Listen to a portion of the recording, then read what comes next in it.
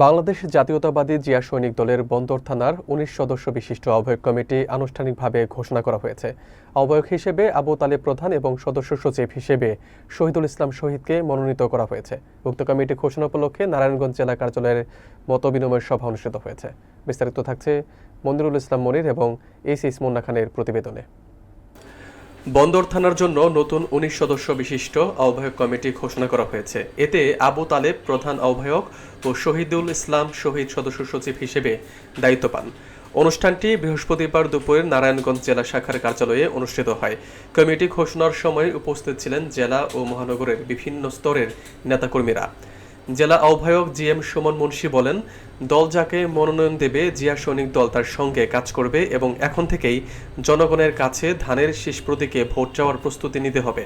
তিনি উল্লেখ করেন, গত ১৬ বছরে আনুষ্ঠানিক কমিটি গঠন বা আলোচনা সভা সম্ভব হয়নি।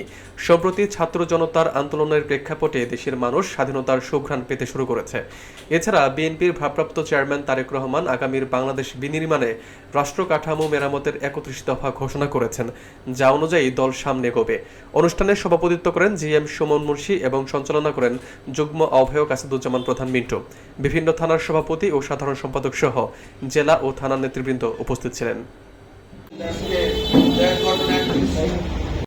সন্ত্রাস, চাঁদাবাজ, ভূমিদস্যু, কিশোর গ্যাং, এগুলোকে আমাদের না বলতে হবে, এগুলো থেকে আমাদের দূরে থাকতে হবে। এবং আমাদের সংগঠনের বিরুদ্ধে ষড়যন্ত্র করছে, সেগুলো আমাদের নারায়ণগঞ্জ জেলা এবং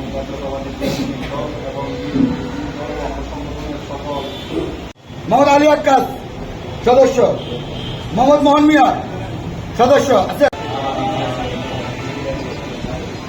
এই লক্ষ্যে আমরা কাজ করে যাবো। ওয়ার্ড কমিটির সদস্য সচিব, এই সদস্য নেতাবৃন্দ, সবাইকে আসসালাম। সৈনিক দল এই কথা বলে আমরা আজকে সবাই ভাই সদস্য সচিব জিয়া সৈনিক দল সাধারণ সম্পাদক, সদস্য সচিব জিয়া সৈনিক দলের নারায়ণগঞ্জ জেলার। ভালোভাবে চলবেন, কোন আওয়ামী লীগের কোন লোক